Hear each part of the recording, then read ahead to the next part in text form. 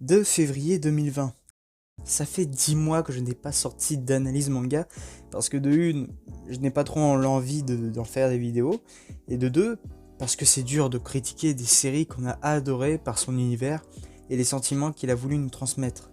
Mais en voyant qu'une partie de la chaîne appréciait mes vidéos d'analyse manga, je décide de reprendre la série et de les critiquer dans tous les sens, même si ça risque d'être très dur.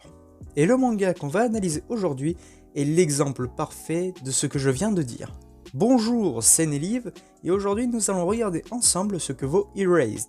Je l'ai visionné, apprécié et aimé, et aujourd'hui je vais vous faire part de mon expérience.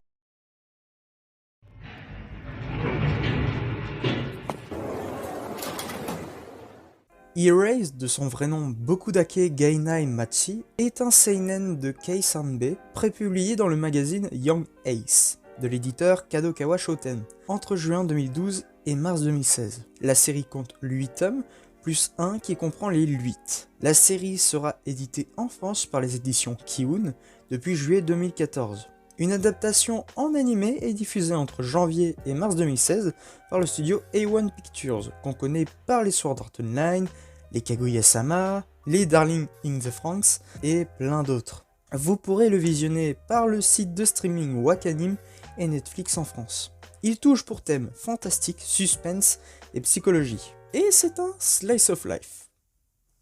Nous sommes en 2006, Satoru Fujinuma est un mangaka qui n'arrive pas à faire décoller sa carrière. Pour arrondir ses fins de mois, il travaille en temps partiel en tant que livreur de pizza. Satoru est le genre de personnage associable mais qui possède un pouvoir qui le nomme la rediffusion. Pour faire simple, à un moment crucial, Satoru est obligé de retourner quelques minutes en arrière pour sauver les vies d'une tragédie. Un jour, à la suite d'un événement tragique, Satoru est renvoyé 18 ans auparavant, quand il n'était qu'un enfant de 8 ans. Il utilisera ce renvoi pour tenter d'arrêter un criminel qui avait enlevé et assassiné 3 de ses camarades. L'histoire est vraiment bien dans ce qui se fait dans le monde du manga. C'est bien animé, bien rythmé, c'est très dur de détacher le regard tellement cette série prend par les sentiments. Cette série est déconseillée pour une partie des gens sensibles. Cet animé n'est pas là pour raconter une histoire drôle et joyeuse. Les sujets sont très crus. On parle ici de kidnapping d'enfants, de maltraitance d'enfants et d'injustice dans le monde. C'est drôle de se dire qu'il y a quand même encore des gens qui disent que les mangas sont pour les enfants. Ce manga n'a pas peur de montrer une face visible dans le monde. C'est tellement dommage que cette série ne soit pas si bien connue que ça en France. Et ça m'attriste. Il possède un grand message dans lequel il diffuse du premier au dernier épisode. Jamais une série m'a autant mis dans le mal pour ces personnages. On vit l'aventure avec eux, on réagit avec eux, et j'ai du mal à retrouver ce sentiment dans les autres séries. Pour un ordre d'idée, les séries qui m'ont fait virer dans toutes mes émotions sont Plastic Memories, Your Name, ou encore A Silent Voice. Franchement, je vous conseille de le regarder, rien que pour son histoire. Et sur ce point, le manga s'en sort nettement mieux. Les découpages, la mise en scène et les dessins sont corrects. Et là où le manga s'en sort le plus, c'est les émotions qu'il dégage dans chacune de ces cases. Les personnages sont beaucoup plus émotifs que dans l'animé.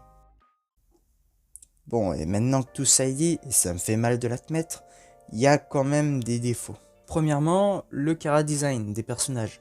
Je peux comprendre que ça fait le charme du manga, mais montrer ça à un gars qui n'a jamais regardé de seinen et qui n'a regardé que des shonen dans sa vie, bonne chance pour lui faire accrocher. Deuxièmement, et je l'ai dit au début de la vidéo, c'est un slice of life. Ça ne peut pas faire plaisir à une certaine population.